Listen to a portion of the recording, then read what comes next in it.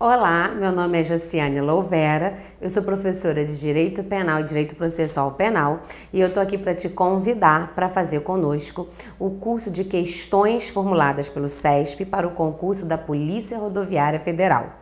Para que você saiba como que essa banca costuma trabalhar, eu separei para vocês algumas questões de Direito Processual Penal do ano de 2014, que são as últimas provas feitas por essa banca. Apenas para que você comece a perceber como que ela trabalha de acordo com cada assunto. E aí eu vou aproveitar para corrigir com vocês essas questões, comentar, para que você então comece a se habituar a trabalhar com essa banca. Então vamos ver a nossa primeira questão. Aliás, antes mesmo de falarmos da nossa primeira questão, deixa eu explicar para você que nós vamos ter 5 aulas. Em cada aula, a gente vai tratar de um assunto. A nossa primeira aula, a gente vai falar de inquérito policial. A nossa segunda aula, a gente vai corrigir questões feitas pelo CESP do tema de ação penal, aplicação da lei processual no tempo, no espaço em relação às pessoas, que na verdade são aquelas regrinhas do artigo 1º, 2º e 3º do Código de Processo Penal, são apenas 3 artigos.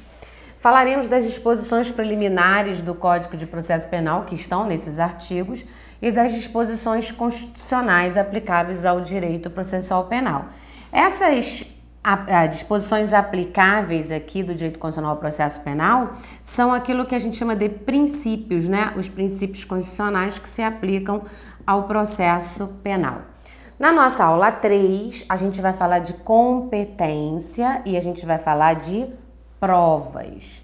Na nossa aula 4, a gente vai falar dos sujeitos processuais, que são o juiz, o MP, acusado, defensor, assistente, auxiliares da justiça. Vamos falar do processo e do julgamento nos crimes de responsabilidade do funcionário público, que são aquelas regrinhas lá do artigo 251 ao 281. Essa do 251 ou 281 do CPP diz respeito aos sujeitos processuais. Já o procedimento do funcionário público a gente encontra do artigo 513 ao 518 do CPP, normas que a gente vai estudar aqui.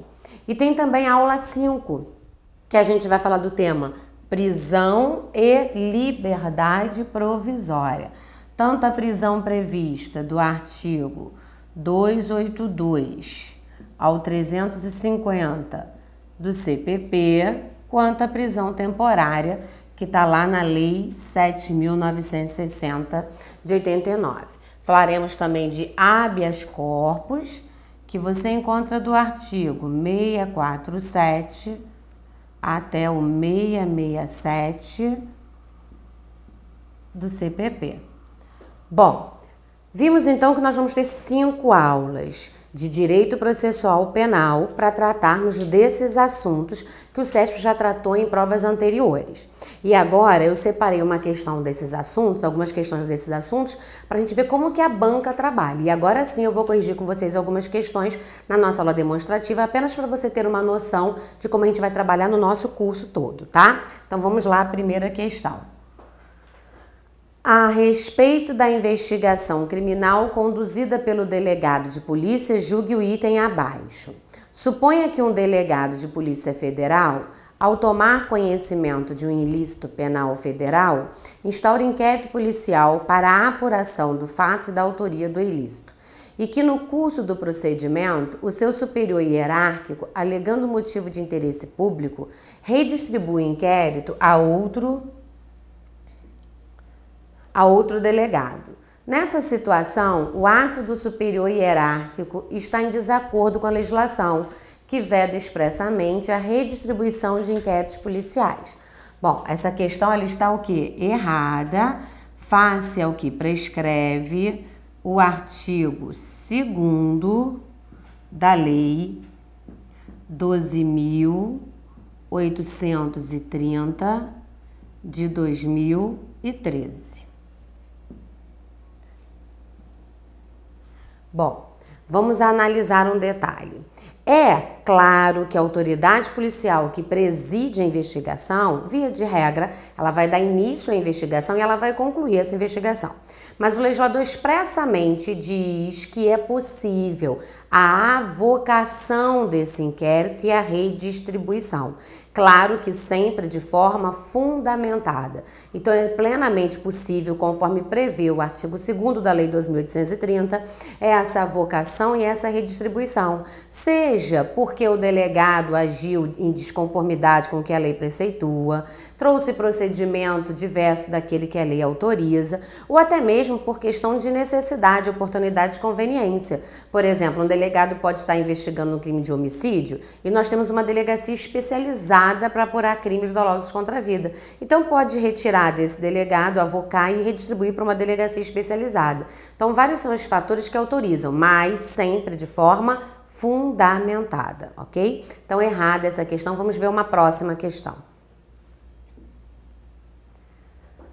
Julgue os itens subsequentes à luz do disposto no Código de Processo Penal e do entendimento dominante dos tribunais superiores acerca da ação penal, do processo comum, do Ministério Público, das citações e das intimações. A justa causa, uma das condições para o exercício da ação penal, corresponde à existência de suporte probatório mínimo para que a acusação seja recebida e se dê prosseguimento ao processo. Olha só, a justa causa, ela hoje não é mais considerada condições da ação para o exercício da ação penal correspondente ao suporte probatório mínimo para que a acusação seja recebida e se dê o prosseguimento. Se você analisar o que está escrito lá no artigo 395 do CPP, você vai concluir que, acerca do que hoje está disposto no Código de Processo Penal, as coisas modificaram. Por quê? Nós temos na doutrina, doutrinadores entendendo que a justa causa faz parte das condições da ação. Só que nós temos que saber que, por lei, quais são as condições da ação? Nós temos condições gerais da ação, que são legitimidade de parte, possibilidade jurídica do pedido e você precisa ter o interesse de agir, condições gerais. Se o crime for de ação penal pública condicionada, além dessas condições gerais, a gente vai precisar das condições específicas de procedibilidade da ação. Quais são as condições específicas de procedibilidade da ação? Representação do ofendido ou de quem tem a qualidade para representá-lo e requisição do ministro da Justiça. Essas são condições da ação, gerais e especiais. Acontece que o legislador diz para a gente no artigo 395 que o juiz poderá rejeitar a denúncia ou a queixa quando faltar as condições da ação, faltar os pressupostos processuais, faltar a justa causa e ainda quando verificar que houve inépcia da denúncia ou da queixa. Se o legislador diz que vai poder rejeitar a denúncia ou a queixa, desde que falte condições da ação, justa causa, pressupostos processuais, é porque ele está dizendo para a gente que justa causa não é condição da ação. Justa causa é a demonstração inequívoca de indício de autoria e prova da materialidade. Portanto, errada também essa questão. Agora, atente-se para o fato de que a questão pede para nós respondermos de acordo com o que está no Código de Processo Penal. Temos doutrinadores entendendo ainda hoje que a justa causa é condição da ação? Temos, mas de acordo com o Código de Processo Penal são coisas distintas, tá? Vamos ver uma próxima questão, também de Direito Processual Penal, do ano de 2014, feita pelo CESP.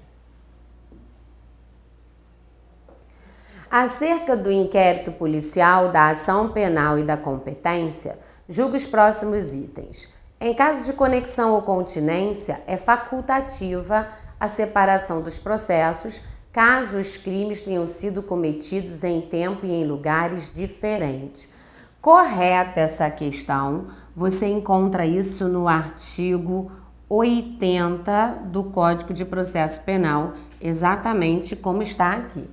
Bom, nós sabemos que quando se fala em competência, se há conexão e continência, a regra é a unificação dos processos do julgamento. mas é possível que haja ressalva dessa regra. Podemos ter a separação obrigatória, que são aquelas hipóteses do artigo 79, que nós estudaremos minuciosamente na nossa aula que falaremos de competência, e podemos ter a separação facultativa, que é essa que a gente acabou de ver, que está prevista no artigo 80 do CPP. Tanto a separação obrigatória quanto a facultativa serão abordadas nas nossas aulas, até porque teremos uma aula para falarmos do Instituto da Competência. Portanto, essa questão está correta. Vamos a mais uma questão da banca CESP. No que se refere ao exame de corpo de delito, julgue o item seguinte. A autoridade providenciará que em dia e hora previamente marcados seja realizada a diligência de exumação para exame cadavérico, devendo-se lavrar auto circunstanciado da sua realização. Perfeita também essa alternativa, você encontra lá no artigo 163 do Código de Processo Penal. O que a gente vai perceber? O exame de corpo de delito ele pode ser feito direto ou indireto a qualquer dia, qualquer hora, é o que diz o artigo 61. Todavia, em se tratando de exumação de cadáver, a exumação tem que ter dia e hora previamente marcados, conforme expressamente exige o artigo 163 do CPP. E aí você pode pensar assim, poxa, mas eu aprendi que o exame de corpo de delito pode ser feito a qualquer dia, a qualquer hora. Pode mesmo. O que não pode ser feito a qualquer dia, a qualquer hora é a exumação do cadáver. Até porque a exumação do cadáver não é exame de corpo de delito. É o meio através do qual nós conseguiremos fazer o exame de corpo de delito, que é o exame cadavérico, tá? Então, para a exumação tem que ter dia e hora previamente marcados. Vamos a mais uma questão do CESP. Paulo e João foram surpreendidos nas dependências da Câmara dos Deputados quando subtraíam carteiras e celulares dos casacos e bolsas de pessoas que ali transitavam. Paulo tem 17 anos e teve acesso ao local por intermédio de João, que é servidor da casa.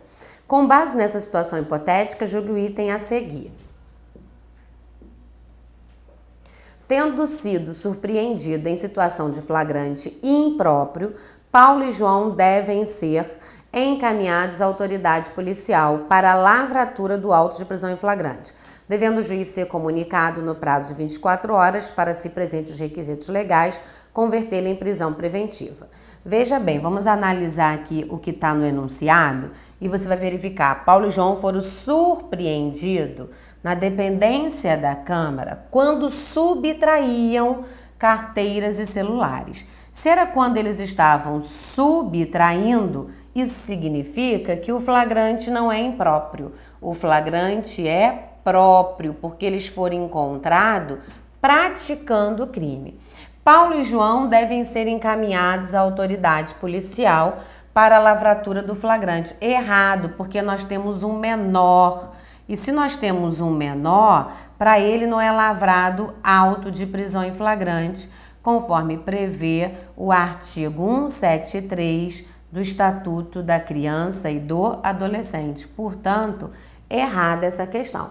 Deixa eu te falar, para o maior vai ser lavrado auto de prisão em flagrante. Agora, para o menor é lavrado um auto de apreensão em flagrante. Porque se eu tenho um menor infrator, para ele não se lavra auto de prisão em flagrante, como se faz com o maior, de acordo com o que prevê o artigo 173 da Lei 8.069 de 90, que é o Estatuto da Criança e do Adolescente. Nós falaremos sobre esse assunto e todos os outros que nós vimos em questões anteriores nas nossas aulas. Fizemos essa breve correção aqui, apenas para demonstrarmos para você como que nós trabalharemos com questões feitas pelo CESP. Eu te aguardo no nosso curso de questões comentadas do CESP para o concurso de Polícia Rodoviária Federal.